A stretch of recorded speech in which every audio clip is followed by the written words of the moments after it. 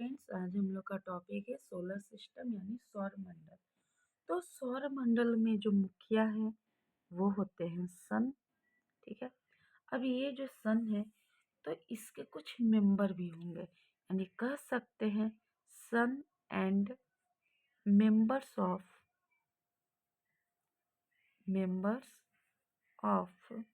System members of system यानी कि कह सकते हैं सूर्य तथा अन्य सदस्य सूर्य तथा अन्य सदस्य। अब सदस्य का बात आए, इसमें हम कह सकते हैं ग्रह हो गए, उपग्रह हो गए, क्षुद्र ग्रह हो गए, उल्का पिंड हो गया,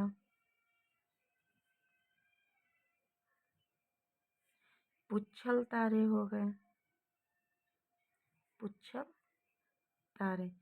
ये सभी मिलकर ये सभी क्या होते हैं, सूर्य और इनके सदस्य ये सभी मिलकर सोलर सिस्टम का निर्माण करते हैं, यानी कि सौर मंडल का निर्माण करते हैं। लेकिन ये जो सोलर सिस्टम है, ये जो हम लोग बार बार कह रहे हैं सोलर सिस्टम सोलर सिस्टम, तो ये जो सोलर सिस्टम है इसका कोई ना कोई तो सिद्धांत दिया होगा, कोई ना कोई इस पे अपने विचार दिए होंगे। तो सोलर सिस्टम को लेके दो सिद्धांत है। कितने सिद्धांत है? दो।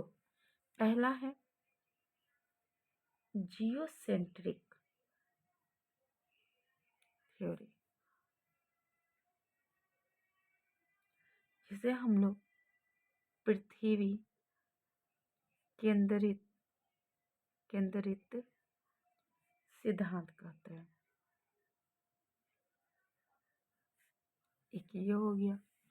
और दूसरा होता है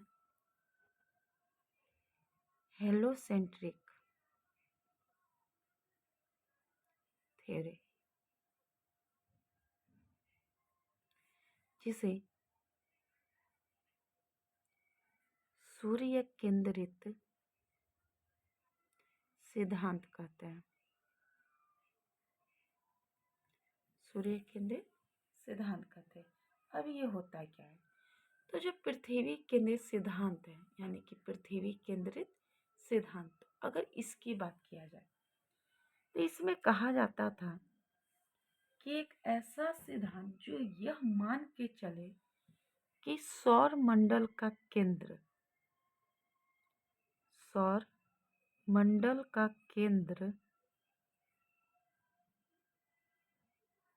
पृथ्वी है।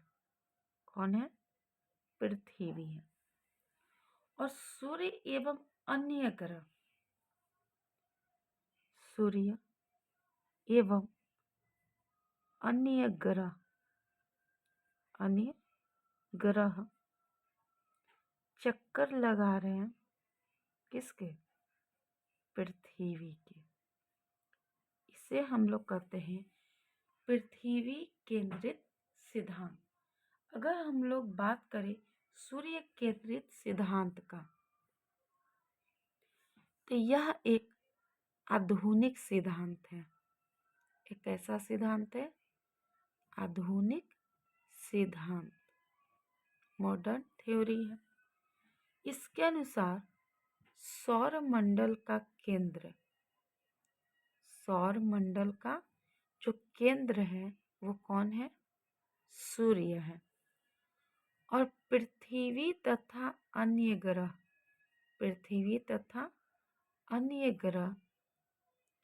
सूर्य का चक्कर लगा रहे हैं, सूर्य का चक्कर लगा रहे हैं। ये आज का हो गया। अब हम लोग बात करते हैं स्ट्रक्चर ऑफ सन, यानी सूर्य की संरचना। चलिए देखिए, स्ट्रक्चर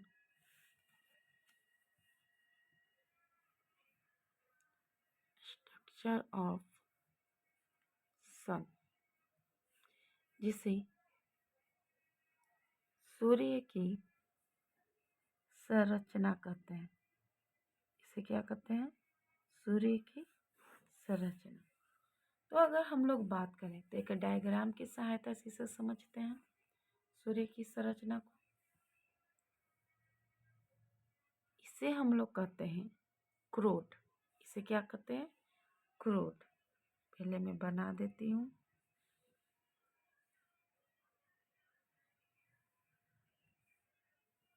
हम भी साथ साथ बना सकते हैं।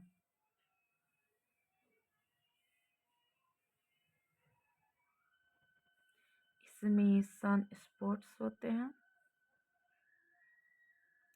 इसे सौर्य धब्बे भी कहते हैं।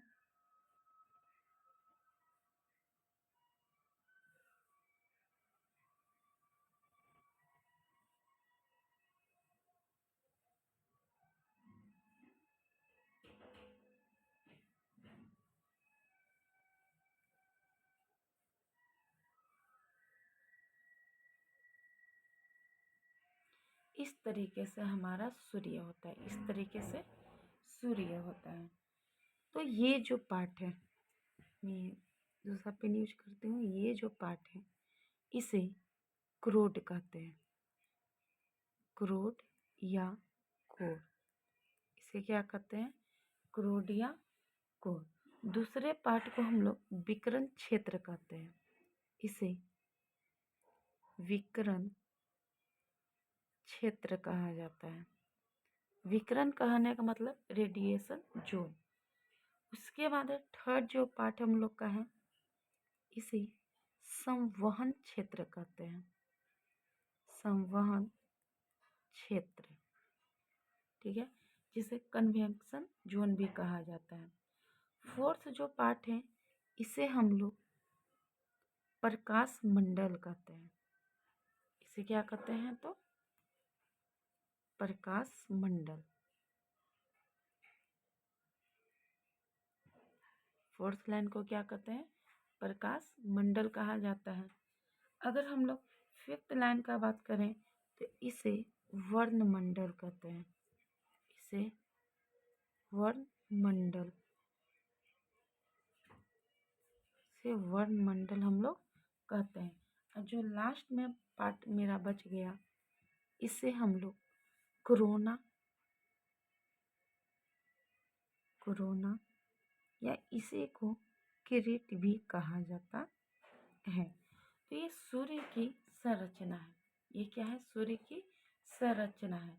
अब इसका पार्ट के बारे में अगले लेक्चर में हम लोग जानेंगे। जैसे ये सूर्य है, सूर्य के बारे में है, इसमें ये पार्ट है क्रोड है, इसी को कोर कहते हैं। सेकंड वाले पार्ट को विकिरण क्षेत्र कहते हैं। थर्ड वाले पार्ट को संवहन क्षेत्र कहते हैं। फोर्थ पार्ट को प्रकाश मंडल कहते हैं। फिफ्थ पार्ट को हम लोग वर्णमंडल कहते हैं। और सिक्स पार्ट सबसे लास्ट पार्ट है उसे कोरोना या किरीट कहते हैं। तो अगले लेक्चर में हम लोग इसे अच्छे से डिटेल से पढ़ेंगे। तो प्लीज़ लाइक करें, शेयर करें, और अगर आप पहली बार मेरे चैनल पर आए हैं तो सब्सक्राइब करें, और कोई भी डाउट हो तो आप कमेंट करें।